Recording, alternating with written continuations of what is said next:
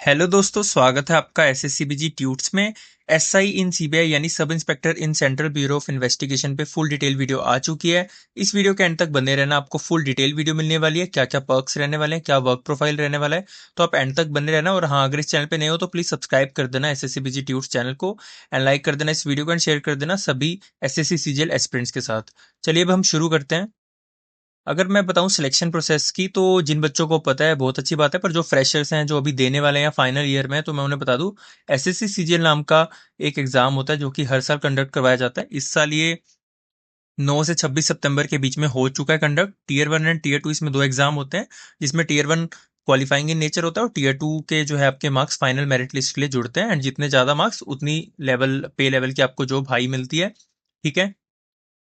हर साल ये form conduct करवाया जाता है। ठीक है। 35 से 40 लाख के बच्चे इस फॉर्म को भरते हैं। ठीक है। 100 इसकी फीस रहती है। एससी एसटी फीमेल कैंडिडेट्स और एक्स सर्विसमैन कैंडिडेट्स के लिए कोई भी फीस नहीं रहती आपकी। ठीक है। 2024 यानी इस साल की बात करें तो 17,700 वैकेंसीज पे आई है।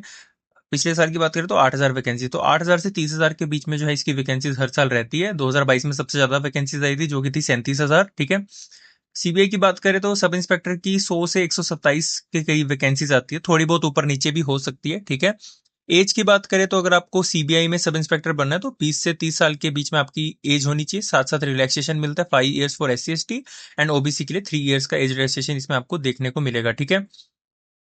रैंक आपको 500 चाहिए अगर आप अनरिजर्व्ड या ओबीसी कैटेगरी से हैं। अगर आप एससी एसटी कैटेगरी से तो आपको अंडर 1000 रैंक चाहिए एसएससी सीजीएल में, अगर आपको सब इंस्पेक्टर बनना है इन सीबीआई। ठीक है।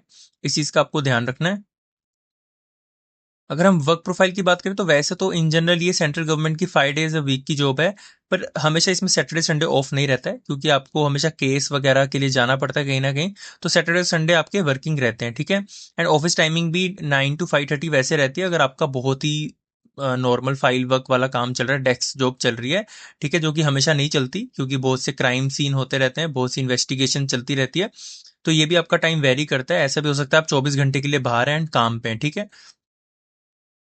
बात करें तो पोस्टिंग आपकी दिल्ली हेडक्वार्टर में भी हो सकती है, और भी मेट्रोपॉलिटन जो सिटीज है वहां पे हो सकती है, जैसे मुंबई हो गया। ठीक है।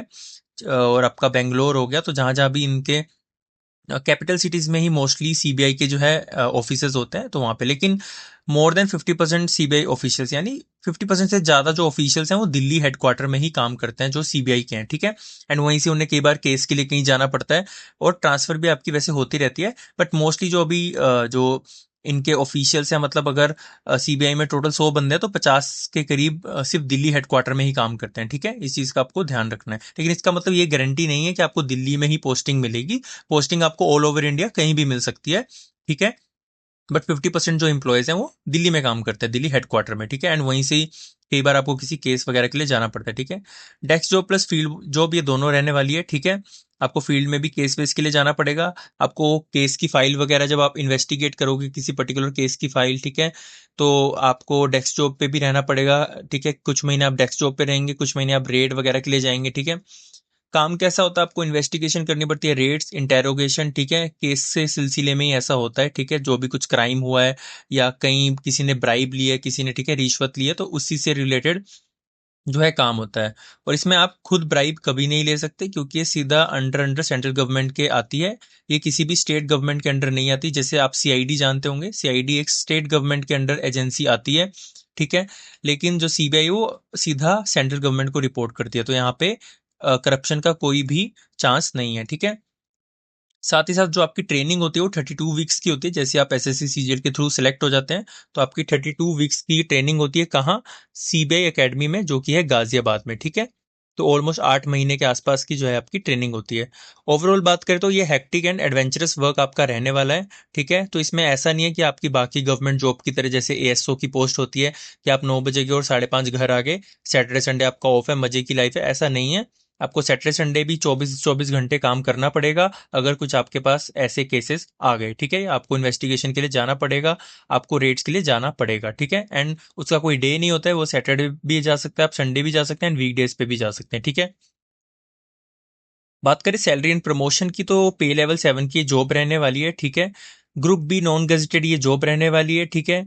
ग्रेड पे आपका 4600 ग्रेड पे रहने वाला है, जिसमें आपकी स्टार्टिंग बेसिक पे जो रहने वाला है वो है 44,900, ठीक है। एंड अगर आप इसी पोस्ट पे रहते हो, जो आपका लास्ट बेसिक पे रहेगा वो जाएगा 1,44,900 तक, ठीक है। इन हैंड सैलरी आपकी 85,000 के आसपास आएगी। ये है एस आई ए की वजह से। एस आई ए मैं आपको बताऊंगा आगे क्या होता है, एक टाइप का अलाउंस होता है, मैं आपको पर्क्स में बताऊंगा, ठीक है।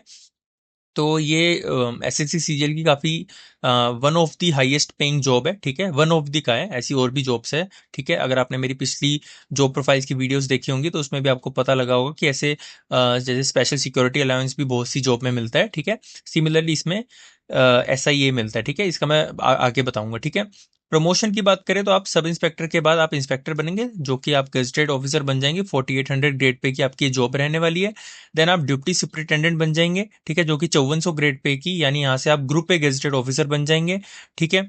इसके बाद बात करें तो आप 6600 ग्रेड पे की, जो कि एडिशनल सुपरिटेंडेंट है, एंड सुपरिटेंडेंट आप बन जाएंगे 7600 grade pay and then 8700 grade pay, जो कि एसएसपी होता है सीबीआई में, ठीक है। मोस्टली जो बच्चे हैं, अगर आप 24 या 25 साल की उम्र में लग गए तो इसमें प्रमोशन काफ़ी अच्छे हैं, ठीक है। तो आप सीनियर सुपरिटेंडेंट ऑफ पुलिस के पद पे 57 या 58 साल की उम्र में बन सकते हैं, तो वो ये 2-3 साल आप रहेंगे एसएसपी के पद में। लेकिन आप एसपी के पद में काफ़ी अच्छा टाइम गुजार सकते हैं, ठीक है। तो काफ़ी अच्छी प्रमोशन रहती है सीबीआई सब इंस्पेक्टर की, अगर हम कंपैरिजन करें अदर सीजीएल पोस्ट के लिए, ठीक है। अब बात करें हम फिजिकल रिक्वायरमेंट, तो हाँ, इसमें फिजिकल रिक्वायरमेंट्स है, जैसे बहुत सी एएसओ पोस्ट के लिए कोई भी रिक्वायरमेंट नहीं होती, बट इसमें है। तो अगर हम हाइट की बात करें तो 165 सेंटीमीटर है minimum height for main, and for women it is 150 centimetre, ठीक है।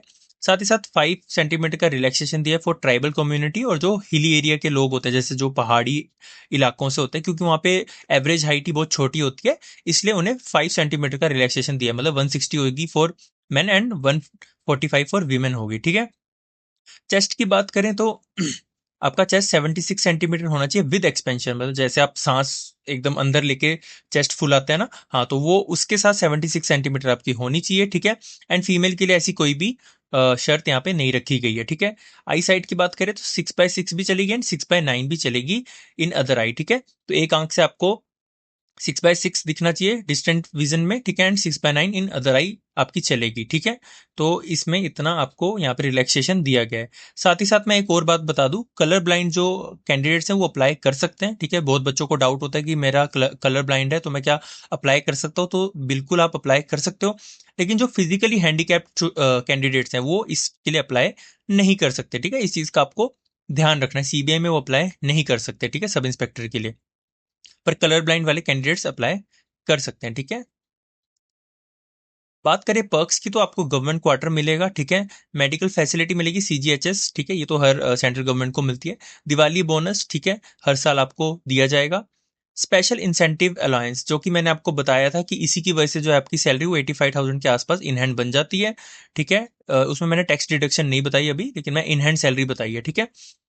तो एसआईए की वजह से जो कि आपका 20% आपको मिलता है ऑफ योर बेसिक पे, जो कि आपकी 44,900 है, ठीक है। तो आपका 8,980 रुपये आपको जो है इसमें आपको आपका एसआईए यानी स्पेशल इंसेंटिव अलाउंस मिलता है, ठीक है। साथ ही साथ आपको 13 मंथ की सैलरी भी मिलती है, सिमिलरली दिल्ली पुलिस की तरह, ठीक है। तो इसमें ये फायदा है आपको, लास्ट मंथ में आपकी जो है 2 मंथ की सैलरी एक साथ आती है, बट इसमें एचआरए इंक्लूड नहीं होता है, ठीक है। आपको डीए बेसिक पे सब कुछ मिला के 1 मंथ की एक्स्ट्रा सैलरी मिलेगी, ठीक है। 30 आपको इसमें अर्न लीव्स मिलती है, जिसमें 15+15 क्रेडिट होती है आपकी। बट इसका मतलब ये नहीं है कि आपको ये मिलेगी मिलेगी, कई बार ऐसा भी है आप नहीं ले पाते पूरी लीव्स, क्योंकि इसमें जो काम है वो काफ़ी हेक्टिक होता है और केसेस वगैरह आते रहते हैं, ठीक है। तो इसमें काफ़ी एडवेंचरस वर्क रहने वाला है, आपको काफ़ी ट्रैवल करना पड़ेगा। लेकिन ऐसा नहीं कि बिल्कुल ही नहीं ले सकते, बट एज कंपेरिजन टू बाकी जॉब ये थोड़ी हेक्टिक जॉब है, लेकिन साथ ही साथ फिर इसका ऑरा भी वैसा ही है, ठीक है, क्योंकि इसमें आपकी सोशल रिस्पेक्ट भी काफ़ी रहने वाली है, ठीक है। आप किसी को बताओगे आप सीबीआई सब इंस्पेक्टर हैं, तो वैसे ही बंदा आपको बड़ी इज्जत की निगाहों से देखता है, ठीक है। साथ ही साथ आपकी 20 हाफ पे लीव होने वाली है, 8 casual leave and 2 restricted holiday leave, ठीक है। साथ ही साथ आपको पेट्रोल अलाउंस मिलेगा इसमें, ठीक है।